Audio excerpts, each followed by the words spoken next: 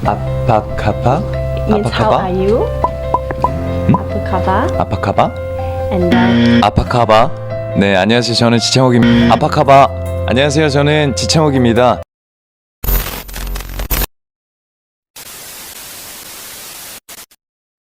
Halo sobat, jumpa lagi di channel Delvi Movie. Saya mau nanya nih, bagaimana rasanya jika kalian yang baru saja terbangun dari tidur tiba-tiba didatangi oleh polisi yang menuduh kalian melakukan kejahatan yang sebenarnya tidak pernah kalian lakukan? Yap, pada kesempatan kali ini saya akan membahas sebuah film yang sempat booming pada tahun 2017, dibintangi oleh si aktor tampan Ji Chan-wook yang berjudul Fabricated City, mengisahkan tentang seorang gamers bernama Kwon Yu yang dituduh telah memperkosa dan membunuh seorang gadis SMA. Penasaran bukan? Langsung saja kita masuk ke ceritanya.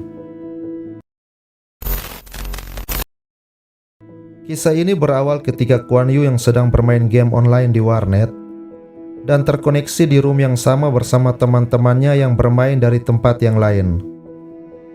Ketika Kwon Yu sedang asik bermain game, tiba-tiba saja terdengar suara panggilan masuk dari handphone yang ada di dekatnya. Kwon Yu yang penasaran lantas mengambil handphone itu dan menerima panggilan masuk.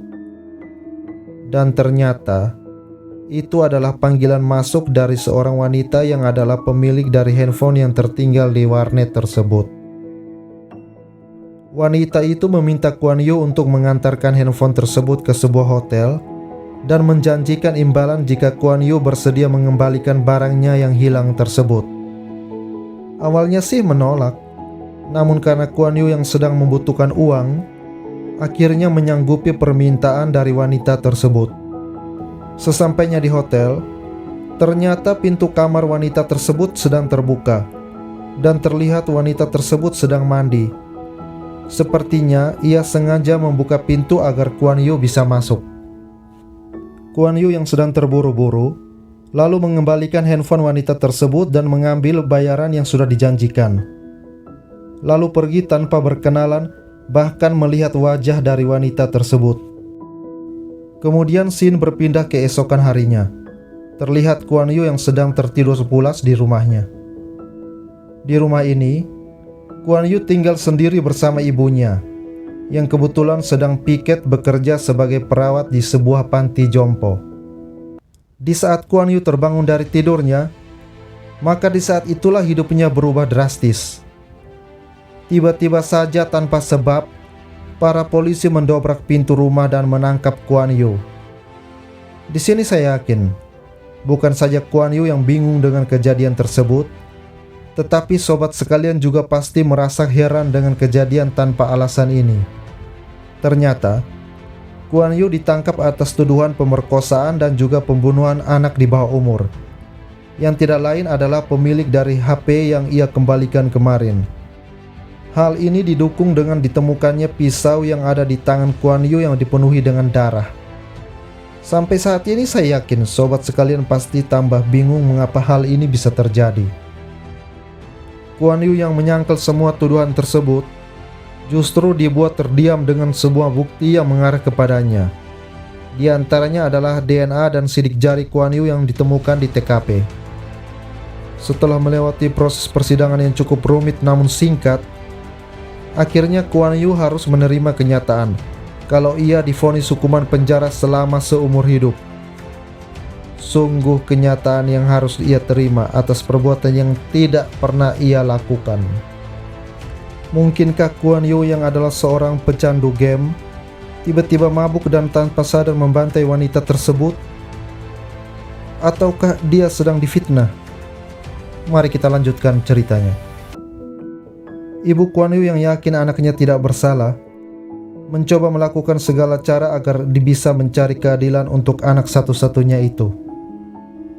Ia lantas pergi ke sebuah firma hukum untuk bertemu dengan Min Cheon, pengacara yang dipilih oleh pemerintah untuk membela Kwon Yu di persidangan. Namun si pengacara gagal yang tak bisa mempertahankan Kwon Yu di persidangan ini justru meminta kepada Ibu Kuan Yew agar anaknya mau mengakui kesalahan tersebut. Hal itu ia sarankan agar masa hukuman Kuan Yew bisa lebih diringankan. Saat sudah di penjara, Kuan Yew yang menerima masalah bertubi-tubi akhirnya semakin frustasi karena ia mendapatkan perlakuan yang tidak mengenakan dari para napi. Kuan Yew dibuli dan dipukuli oleh kelompok Madioso karena mereka kesal dengan Kuan Yew yang sama sekali tidak merasa bersalah dengan kesalahan yang ia perbuat. Apalagi kita tahu bahwa Kuan Yew dijebloskan ke penjara karena kasus pemerkosaan. Karena merasa tak tahan lagi dengan perlakuan Madioso dan anak buahnya, Kuan Yew pun melakukan perlawanan dengan memukul Madioso hingga berdarah. Para sipir yang datang karena melihat kejadian tersebut justru memihak pada Madioso, sehingga mereka memukul dan memasukkan Kuan Yew ke dalam sel isolasi. Madioso yang merasa harga dirinya telah jatuh karena dipukul oleh Kuan Yew di depan banyak orang, akhirnya memerintahkan anak buahnya untuk menangkap Kuan Yew, lalu menyuruh 2 napi mesum untuk mencabuli Kuan Yew. Kuan Yew yang sudah tak tahan lagi dengan penderitaannya, akhirnya mencoba bunuh diri dengan cara menggigit urat nadinya sendiri. Tapi beruntung ada para sipir yang menghentikan hal tersebut. Beberapa hari kemudian, Kuan Yew yang dikunjungi oleh ibunya dan si pengacara Min Cheon mendapatkan kabar baik bahwa ibunya akan mengungkapkan kejadian yang sebenarnya. Karena ada seseorang yang mempunyai bukti kalau Kuan Yew tidak ada di TKP pada saat kejadian, sehingga ibunya akan melakukan naik banding ke pengadilan. Kuan Yew yang mendengarkan kabar baik dari ibunya akhirnya kembali bersemangat menjalani hari-harinya di dalam penjara, sekalipun setiap hari ia harus disiksa oleh Madioso dan para anak buahnya. Bahkan Kuan Yew juga mendapatkan perhatian dari salah satu napi senior dengan kasus pembunuhan tingkat tinggi yang ditakuti oleh para napi-napi lainnya. Kuan Yew yang semangat hidupnya telah kembali lagi, bahkan melakukan perlawanan dengan kembali menghajar Madioso dan para anak buahnya hingga babak belur. Saat sedang asik menghajar Madioso CS, tiba-tiba saja sipir penjara datang dan memberitahukan kepada Kuan Yew kalau ada tamu yang ingin menjenguknya. Ternyata yang datang menjenguknya adalah si pengacara gagal yang sebelumnya datang bersama ibunya Kuan Yew.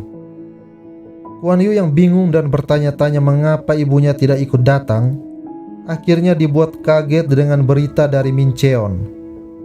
Ternyata ibu Kuan Yew telah meninggal bunuh diri karena sakit hati dan frustasi dengan kejadian yang menimpa anaknya.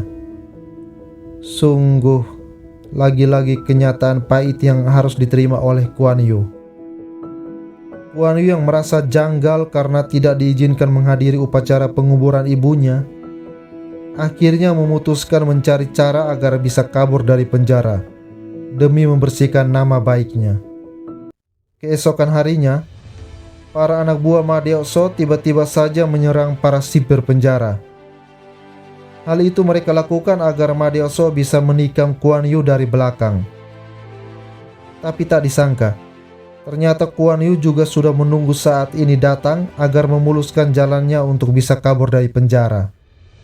Kuan Yew kemudian membacok wajah Madioso terlebih dahulu. Bahkan ia juga menusuk perutnya sendiri guna agar dia ikut dibawa ke rumah sakit bersama Madioso di luar penjara. Ternyata rencana ini ia dapatkan dari napi senior tadi. Singkat cerita, di saat dalam perjalanan ke rumah sakit, Kuan Yew pun menyerang para sipir, yang membuat mobil ambulans tersebut mengalami kecelakaan, dan Kuan Yew pun akhirnya bisa melarikan diri ke dalam hutan. Dengan kejadian ini, otomatis membuat Kuan Yew menjadi buronan yang paling dicari saat ini, dan beritanya tersebar di mana-mana. Beruntung di dalam pelariannya, Kuan Yew bertemu dengan sepasang WNA yang memberikannya tumpangan. Bahkan mereka meminjamkan mobil tua tersebut kepada Kuan Yew. Setelah itu, Kuan Yew pun pergi untuk bertemu dengan pengacaranya, yaitu si Min Cheon. Mungkin saja Min Cheon bisa membantu memecahkan masalah ini. Namun Min Cheon sudah tidak bisa berbuat apa-apa lagi untuk membantu Kwon Yu karena tidak memiliki bukti yang cukup. Ia kemudian mengembalikan kalung milik ibu Kwon Yu yang ia simpan. Karena tidak patah semangat, Kwon Yu pun pergi ke warnet untuk mencari informasi tentang kasusnya. Di situ Kwon Yu menemukan video janggal yang menunjukkan jika Kwon Yu tidaklah bersalah. Belum selesai mencari informasi, Kwon Yu yang sadar jika penjaga warnet sedang menelpon polisi, akhirnya kembali melarikan diri. Kwon Yu akhirnya memutuskan untuk meminta bantuan pada temannya sendiri yang sering diajak bermain game online, yaitu Yewol, seorang hacker handal dan satu-satunya wanita di kelompok game online-nya Kwon Yu. Usut punya usut, ternyata Yewol adalah orang yang dulu pernah diceritakan oleh ibunya Kwon Yu, yang mempunyai bukti jika Kwon Yu tidaklah bersalah. Yewol kemudian mengajak Kwon Yu ke rumahnya.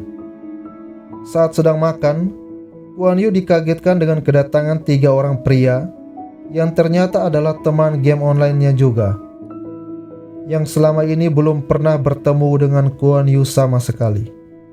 Tujuan mereka semua datang adalah untuk membantu Kwon Yu memecahkan masalahnya, karena mereka yakin Kwon Yu tidaklah bersalah. Mereka pun bergerak cepat untuk menyelidiki kasus Kwon Yu. Yewol yang adalah seorang hacker profesional kemudian meretas semua CCTV yang ada di TKP pada saat kejadian. Mereka pun menemukan sesuatu yang janggal, yaitu rekaman CCTV yang ternyata sudah direkayasa. Dan pada rekaman itu pula, mereka menemukan sebuah truk berwarna putih yang mencurigakan. Yewol kemudian melacak keberadaan truk putih tersebut dan menemukan lokasinya adalah di sebuah tempat penampungan mobil rongsokan. Kwon Yu kemudian mengajak seorang temannya untuk menuju ke lokasi tersebut. Setibanya di lokasi, mereka melihat ada 2 orang mencurigakan yang akan meninggalkan tempat tersebut. Kwon Yu pun memutuskan untuk mengikuti mereka. Setelah lama mengikuti, ternyata kedua orang tersebut masuk ke sebuah rumah mewah. Kwon Yu yang penasaran karena melihat kedua orang tersebut membawa sebuah peti mencurigakan ke dalam rumah, akhirnya memutuskan untuk diam-diam masuk ke dalam rumah tersebut. Kwon Yu pun melihat hal yang aneh di dalam rumah tersebut, yaitu isi rumah yang dipenuhi dengan banyak darah seperti baru saja terjadi pembunuhan. Dan tak lama berselang juga terlihat orang-orang mencurigakan yang datang, lalu membersihkan semua kekacauan tersebut, sehingga terlihat seperti tidak terjadi apa-apa di rumah tersebut. Di saat yang sama ketika Kwon Yu sedang mengintai rumah tersebut, ternyata kedua orang yang membawa truk putih tadi telah kembali lagi ke tempat mobil rongsokan tadi. Dan terlihat kedua orang tersebut kembali memasukkan peti putih tadi ke dalam truk. Teman Kwon Yu yang sedari tadi standby di lokasi mobil rongsokan tersebut akhirnya membuntuti mereka karena penasaran sebenarnya apa isi dari peti putih tersebut yang dibawa mereka. Ternyata kedua orang mencurigakan tersebut masuk ke sebuah apartemen dan membawa pula dengan peti putih tersebut. Dengan bantuan Yewol, mereka pun bisa meretas CCTV dan keamanan gedung, sehingga Kwon Yu pun mendapatkan akses untuk masuk ke dalam apartemen tersebut. Sesampainya di dalam apartemen, Kwon Yu pun menemukan peti putih tersebut. Dan ternyata di dalamnya berisi sebuah mayat laki-laki yang baru saja menjadi korban pembunuhan. Di saat yang bersamaan, tiba-tiba muncul orang-orang yang tadi membersihkan rumah sebelumnya. Yang tadinya mereka membersihkan kekacauan di rumah sebelumnya, namun kali ini sebaliknya. Mereka justru melakukan hal gila di luar dugaan. Orang-orang ini merekayasa seolah-olah baru saja terjadi pembunuhan di apartemen tersebut. Mereka mencairkan lilin untuk mengawetkan mayat tadi Merekayasa foto-foto korban tersebut dengan foto seorang wanita yang akan dijadikan pelaku pembunuhan fiktif tersebut, dan juga menebarkan bukti-bukti DNA lainnya. Kuan Yu yang ada di ruangan tersebut tidak menyadari ternyata dari tadi ia sedang diawasi oleh seseorang lewat kamera CCTV. Dan di luar dugaan, orang yang mengawasi Kuan Yu ternyata adalah si pengacara gagal. Jadi ternyata dalang dari semua kejadian ini adalah si Min Cheon. Orang yang tak lain adalah pengacara dari Kuan Yu. Jadi kesimpulannya adalah, selain menjadi pengacara, Min Cheon juga memiliki pekerjaan lain, yaitu membersihkan kejahatan-kejahatan yang dilakukan oleh orang-orang kaya, dan kemudian kejahatan tersebut dilimpahkan kepada orang-orang yang tak bersalah dengan cara memilih korbannya secara acak. Mungkin hal ini juga yang terjadi pada Kuan Yu, namun ia dan teman-temannya saja yang belum menyadarinya. Saat mengawasi wanita yang akan menjadi korban jebakan berikutnya, tiba-tiba Kuan Yu dikagetkan dengan suara yang sangat persis dengan wanita SMA yang dulu menjebaknya. Kuan Yu pun melacak keberadaan wanita tersebut dan kemudian mengejarnya. Kuan Yu yang mengejar wanita tersebut bukannya mendapatkannya, justru ia sendiri yang kemudian dikejar-kejar oleh para polisi. Kuan Yu yang mobilnya mogok saat pengejaran oleh polisi justru ditangkap oleh para gangster. Dan lebih parahnya lagi, ternyata gangster tersebut adalah Ma Deo So, mafia yang dulu sering menyiksa Kuan Yu di dalam penjara. Ternyata pengacara Min Cheon lah yang telah membebaskan Ma Deo So, gunanya untuk memburu Kuan Yu. Kuan Yu yang dibawa ke sebuah gudang akhirnya tak berdaya karena disisa habis-habisan, bahkan hampir terbunuh. Beruntung ada Yeol yang menelpon polisi untuk datang ke gudang tersebut, dan Kuan Yu pun bisa melarikan diri. Yeol yang datang menjemput Kuan Yu kemudian mencari tahu mengapa Ma Deo So bisa begitu gampang menemukan keberadaan Kuan Yu. Dan benar saja, setelah menggunakan alat pelacak logam, ternyata mereka menemukan alat penyadap di kalung milik ibu Kuan Yu. Ya, kalung miliknya ibu Kuan Yu yang kapan hari dikembalikan oleh si pengacara Min Cheon. Dan dari sinilah perlahan-lahan semua mulai terkuak. Mereka mulai mencurigai keterlibatan pengacara Min Cheon. Untuk memastikan kecurigaan mereka benar atau tidak, maka Kuan Yu bersama dengan teman-temannya pun melakukan pengintaian di gedung tempat pengacara Min Cheon bekerja. Dan benar saja, mereka menemukan sesuatu yang aneh, yaitu sebuah berangkas sangat besar di bawah gedung yang terhubung dengan banyak kabel-kabel besar. Sepertinya alat-alat itu digunakan untuk menyimpan data-data rahasia milik Min Cheon. Kuan Yu yang sudah terlanjur emosi akhirnya masuk ke dalam gedung lalu menghajar pengacara Min Cheon sampai benar-benar babak belur. Ternyata yang Kuan Yu temui di situ ialah sebuah meja touchscreen yang sangat besar terhubung ke berangkas besar tadi, yang berisi data-data kasus pembunuhan yang selama ini direkayasa oleh pengacara Min Cheon, termasuk kasusnya si Kuan Yu. Kuan Yu pun kemudian menancapkan USB untuk menyalin dan mentransfer semua data-data milik pengacara Min Cheon ke komputer milik Yeol. Saat sedang menyalin data-data tersebut, Kuan Yu mendapatkan telepon dari teman-temannya yang mengatakan kalau mereka sedang disekap oleh Ma Deo So. Akhirnya tanpa pikir panjang, Kuan Yu pun memutuskan untuk pergi menyelamatkan teman-temannya dan meninggalkan data-data penting tadi yang sebenarnya bisa menjadi kunci kebebasannya. Saat sampai di lokasi, Kuan Yu segera mematikan lampu yang seketika itu membuat panik Ma Diao dan para anak buahnya. Kemudian dengan skill taekwondonya, Guan Yu pun melakukan aksi penyelamatan yang sangat epik.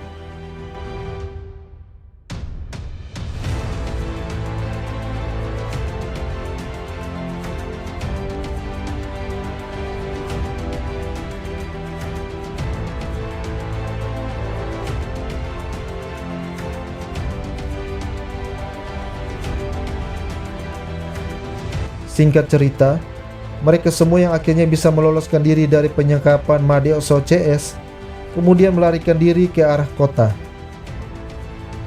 Sesampainya di kota, lagi-lagi terjadi kejar-kejaran antara Guan Yu, Ma Diao dan juga para polisi.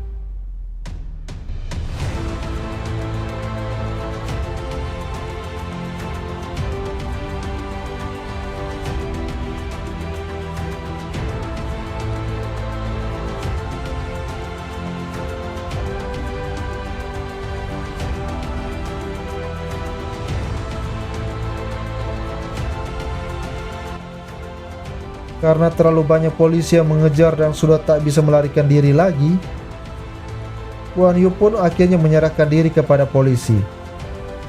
Dan ternyata di kota juga sudah sangat ramai dengan para media dan masyarakat yang sedari tadi sudah tidak sabar menunggu polisi menangkap Guan Yu.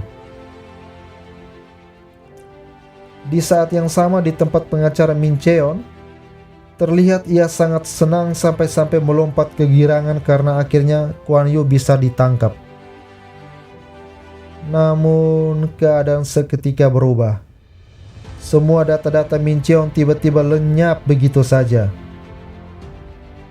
Ternyata Min Cheon baru sadar kalau USB milik Guan Yu masih tertancap di komputernya dan terus melakukan proses pemindahan data dari komputernya ke komputer milik Yewol. Sementara itu, Yewol dan teman-temannya sudah meretas semua media penyiaran, dan kemudian mereka pun menyiarkan semua kejahatan-kejahatan pengacara Min Cheon dengan menggunakan data-data yang tadi dikopi oleh Guan Yu. Dan akhirnya semua kejahatan Min Cheon pun terbongkar, termasuk fitnah yang dituduhkan kepada Guan Yu. Dan film ini pun berakhir dengan happy ending. Tapi happy ending untuk Guan Yu. Namun lain cerita dengan pengacara Min Cheon. Sesampainya di penjara, ia pun bertemu dengan Ma Diao. Dan kita tahu apa yang akan terjadi selanjutnya. Baik sobat, jadi pelajaran yang bisa kita ambil dari film ini adalah setiap orang memiliki waktunya masing-masing, asalkan tetap mau berjuang.